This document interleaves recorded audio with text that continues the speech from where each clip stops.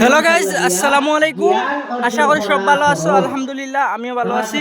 তো আজকে আমি আইলাম কালকে রাত্রে। আমি ওখানে ছিলাম যে আমাদের মসজিদে ওয়াজ মাহফিলের আয়োজন করা হয়েছে। তো আমরা সবাই ওখানেও ছিলাম এবং কাজ খামে আর এখন সম্পূর্ণ হয়েছে কাজটা। তো আমি দেখাবো যে আমাদের প্যান্ডেলটা কেমন হয়েছে এবং স্টেজটা কেমন হয়েছে। তো সবাই দয়া করে বলবেন কমেন্টের মাধ্যমে। তো এখন আমি সবাইকে দেখাবো যে এটা কিভাবে হয়েছে বা কেমন হয়েছে, আপনারা সবাই দেখবেন।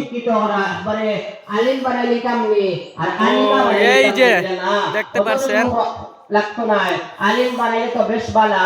আলিম যদি কুয়া তখন অনেক ফজিলত হল আছে, আমি তার দিকে যাই আর না। আর আলিমা দেখতে পাচ্ছেন অনেক সুন্দর হয়েছে। এবং আমাদের এই যে মাঠে জায়গা ছিল না, তাই আমরা মসজিদের বারিন্দায় বানাতে হয়েছে। অনেক সুন্দর একটি জায়গা আপনারা দেখতে পাচ্ছেন।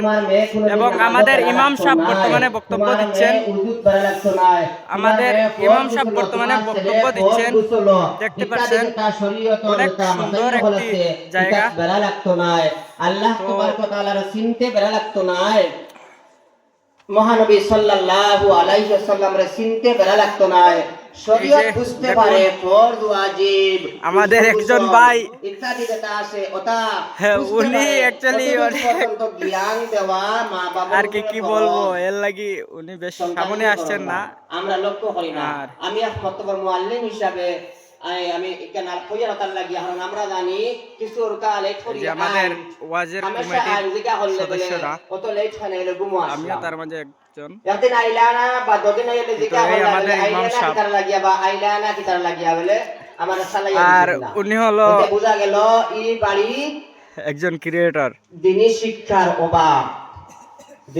অভাব। কারণ গার্জেনকে বুঝতরা না যে আমার মেয়েকে পড়িত আর আমার ছেলেকে পড়িত। কিন্তু যখন ফুয়া বিয়া দিতা তখন কইবা মেয়েকে কোরআন শরীফ পড়া জানেনি, মেয়েগু বালানি ইত্যাদি আলোচনা করেন ফুয়া বিয়া দিতে সময়। কিন্তু নিজের পরিবে নষ্ট কথা রাইকান বুঝতরা না। আমার দুস্থ হল আর বুজুর্গ হল মেয়ে আপনারে গড়িয়া তুলক হযরত আয়েশা রাদিয়াল্লাহু তাআলা আনহার মতো, মেয়ে আপনারে গড়িয়া তুলক হযরত ফাতিমাতু জোহরা রাদিয়াল্লাহু তাআলা আনহার মতো।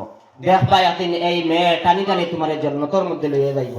আল্লাহ রাসূল সাল্লাল্লাহু আলাইহি ওয়াসাল্লাম এই যে আমাদের ইমাম সাহেব যে পিতার তিনজন মেয়ে থাকবো আর এই তিনজন রে বরণ ভূষণ দিয়া সুন্দর মতে রাখিয়া পড়াশোনা করাইয়া দিনী শিক্ষা দিয়া শরীয়ত মোতাবেক এক পাত্রর